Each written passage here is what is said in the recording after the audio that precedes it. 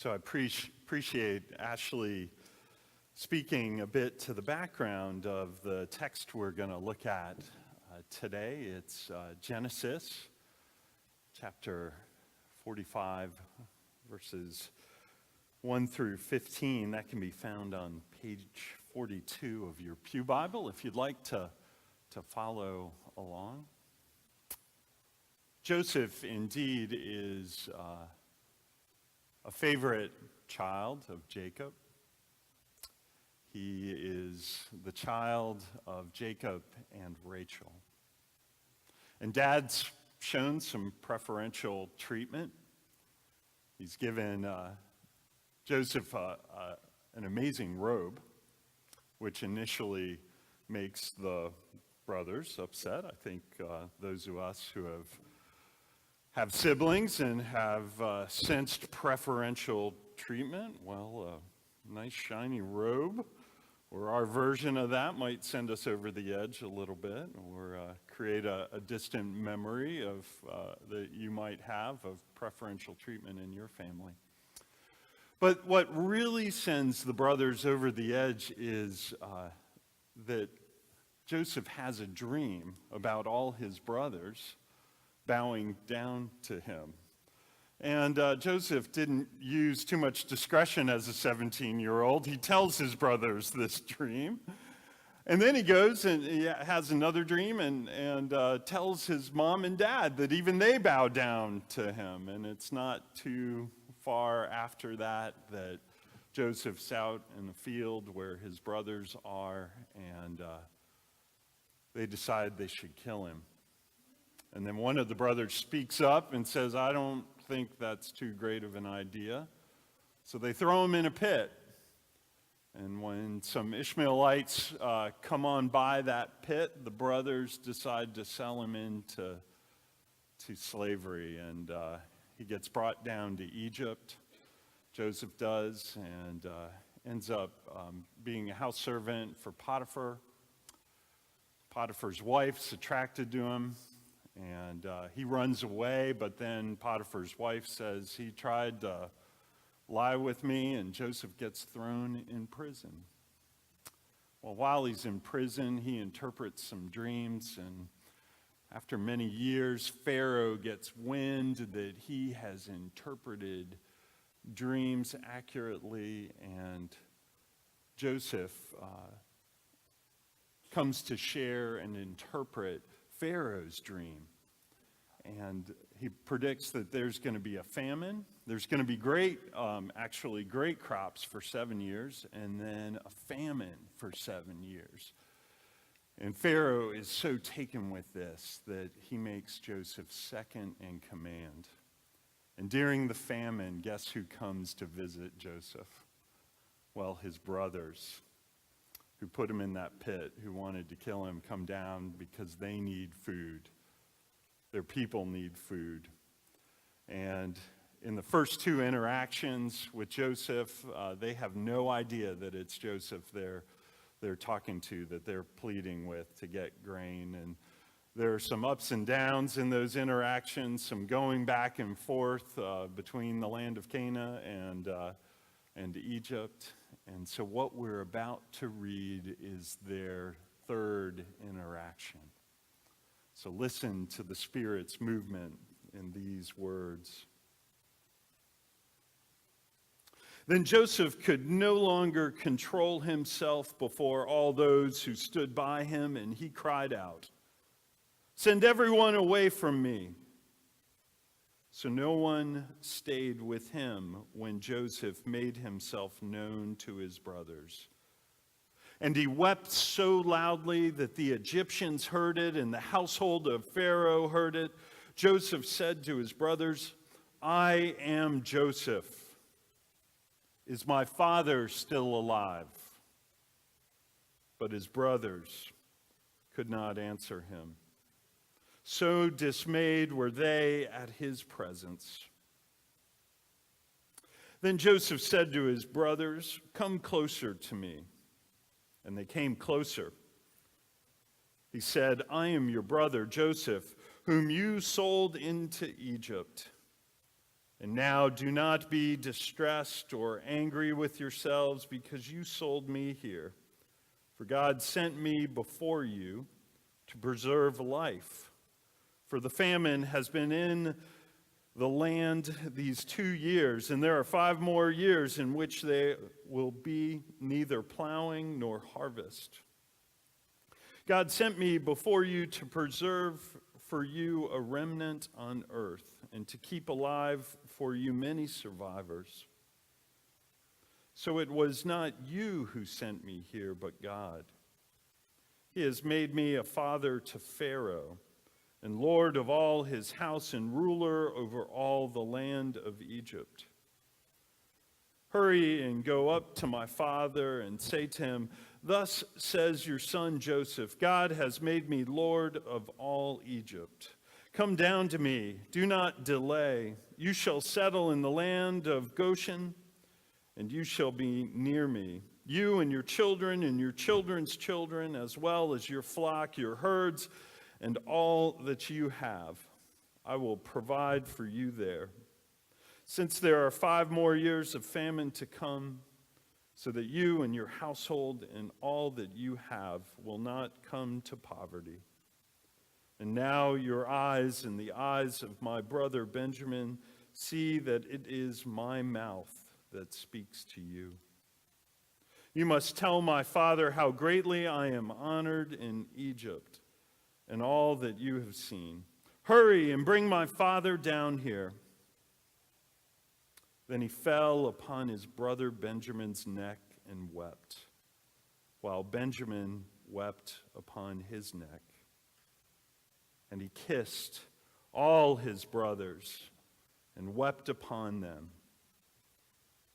And after that, his brothers talked with him.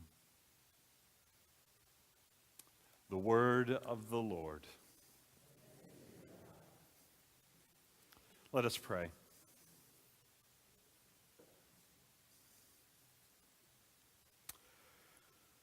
Oh God, maybe our families don't have stories of sibling wanting to kill another sibling. Maybe we don't have stories of throwing family members into pits or selling them off. But God, our families have stories, that's for sure. We have struggles with siblings, struggles with favoritism, struggles with parents, struggles with children. For the family is the place where we experience great joy and comfort in the depths of pain. Oh, you teach us through our families. Oh God, may we continue to find you. Whatever our family story is, for you and in you we find where we belong. And all God's people shall say. I love the scene in the movie Wild, which was made from a book, a true story by Cheryl Strayed. It's her story of walking the Pacific Crest Trail. But the very opening scene of the movie is Cheryl Strayed in all her hiking gear at the top of a beautiful mountain. And she's got a shoe, one of her shoes in her hand, a hiking boot. And out of her mouth comes a guttural scream. Just a guttural scream, and she takes that boot and just chucks it. And it's slow motion, it goes spiraling down into the valley. And echoed in that scene is her scream. Her cry out to the mountains that just echoes and bounces off the mountains. And what we learn in her story is that throwing of the boot is, and that scream is her grief over the death of her mother who died far too young. That cry out is her grief over the falling apart of her marriage. It is a cry of grief over the drug addiction that she dipped into. And all of it out there in the wilderness is let out by this scream that comes up out of her being into the mountains and in the throwing of that boot. In all its pain, it is a beautiful image of the beginning of freedom to deal with grief. And it's so similar to what we get with Joseph, who's before his brothers, and you can imagine all the people of Egypt or the folks in his court are around him, these Egyptians, and he sends them away, and he's left just with his brothers. And then there is a cry, a letting loose from his gut, a crying out of all the grief he is experiencing. And then he says, I am Joseph. And he asks a question about his father to his brothers, and his brothers are so stunned from this guttural cry that even the people he kicked out of that room have heard, even the house of Pharaoh has heard. His brothers can't speak at the realization of who he is. And then in an amazing moment, Joseph goes on to be gracious to his brothers. Bring Dad down. You all come down. Bring your families down. Bring your livestock down. I'm going to give you Goshen. I'm going to give you the best land, and you will live. And then at the end, there is more weeping. He goes to his full brother Benjamin, and he embraces him, and they both weep uncontrollably. And then he goes to all the other brothers, and they embrace and kiss and weep as well. And it's just all out on the table there. All the emotion, all the history, all the grief of what's happened from both sides is present there. It's so interesting where Joseph says God is in this story. When he's got it all pulled together, when he's being gracious, he says, hey, you brothers didn't send me into slavery. It was God who orchestrated this. It was God who led me through these hills and valleys to the place of being in second command to Pharaoh. He's the one who orchestrated all of this. It's not your fault. I think at that moment, that's the only place where Joseph can see God, that somehow that everything culminates or everything happened so that life could be maintained for a family. But you know where I see God in this story?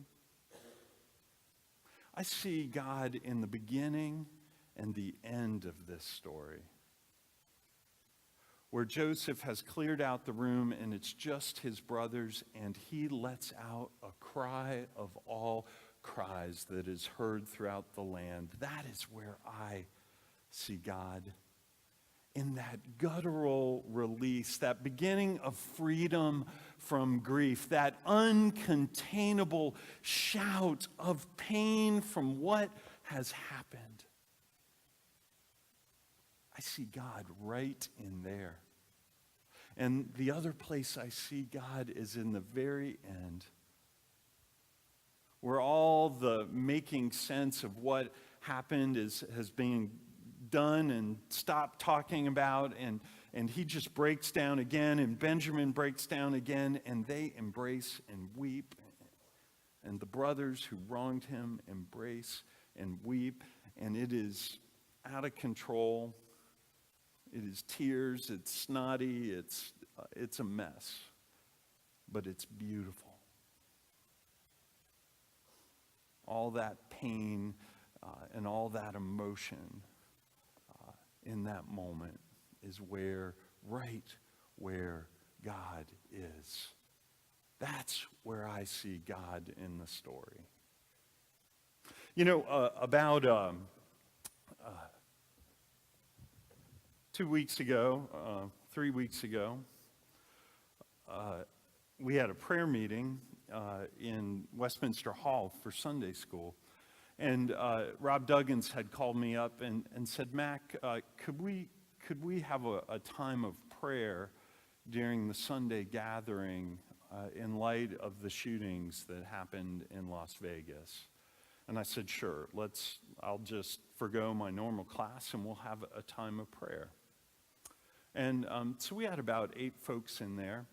And one of the things that we did in there was a body prayer. And I hadn't ever done a body prayer with folks here at Hudson. But I basically said to the small group that was gathered, let's physically express a prayer to God over our grief. Our grief over the losses in Las Vegas or any other loss that you are dealing with right now.